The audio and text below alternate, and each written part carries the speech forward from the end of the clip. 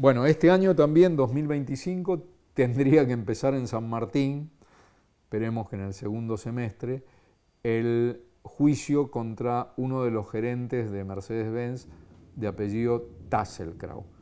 El caso es muy particular porque hace 40 años, en el juicio a las juntas, en 1985, el obrero secuestrado y sobreviviente, Héctor Rato, declaró en el juicio a las juntas su propio secuestro y contó que el responsable de su secuestro había sido Tasselkrau, gerente de Mercedes-Benz.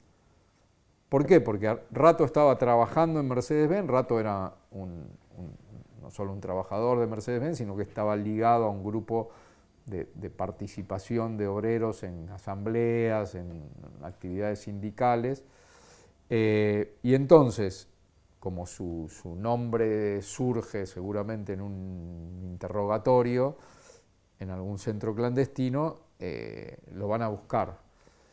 Y lo van a buscar, él lo cuenta en el juicio a la Junta, ¿no? Lo van a buscar primero, estaba en su lugar de trabajo, estaba con su overol, vestido, trabajando, y lo van a buscar unos encargados para decirle, che, Rato, tenés que irte porque llamaron de tu casa, que hay problemas, tenés que irte de la fábrica, qué sé yo. Rato desconfía. Qué raro que llamen para decirme algo. Había un antecedente, unos días antes habían hecho algo parecido y se habían llevado otro obrero. Rato desconfía, dice que no, qué sé yo, los capataces se van. Después viene este gerente mismo y se lo llevan a la oficina del gerente donde estaba el grupo de tareas que lo iba a secuestrar.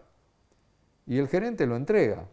Y además, Rato escucha cuando el gerente, Tasselkrau, pasa el nombre y la dirección de otro obrero, Núñez. Obrero que luego es secuestrado y está desaparecido.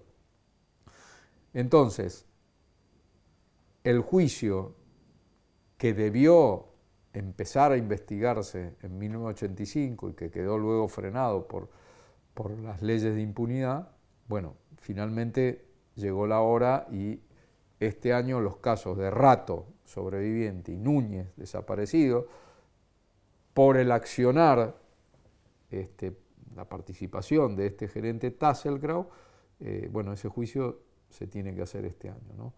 Es uno de los juicios sobre los obreros de Mercedes-Benz. Después hay otros que están en situación más todavía de punto de partida, de otros casos de obreros de Mercedes-Benz que bueno, habrá que ver que algún día se hagan, ¿no? Porque la responsabilidad de la empresa en Mercedes-Benz fue gigantesca. Yo creo que en la prueba, cuando se haga el juicio y den testimonio muchos obreros, muchos ya murieron también, pero bueno, los que quedan van a contar esto de cómo fue la responsabilidad empresarial para que se pudieran hacer estos secuestros. Mercedes-Benz tiene 13 desaparecidos, al menos, que la mayoría de ellos estaban ligados a ser delegados de sector o miembros de comisiones internas en distintos periodos. Y eso pasó en muchas fábricas, ¿no? Otra de las que está invicta y algún día se tiene que hacer el juicio es lo que hoy es Techin, que era la empresa Dálmine Siderca, en lo que fue la fábrica de Campana, donde hubo decenas de desaparecidos.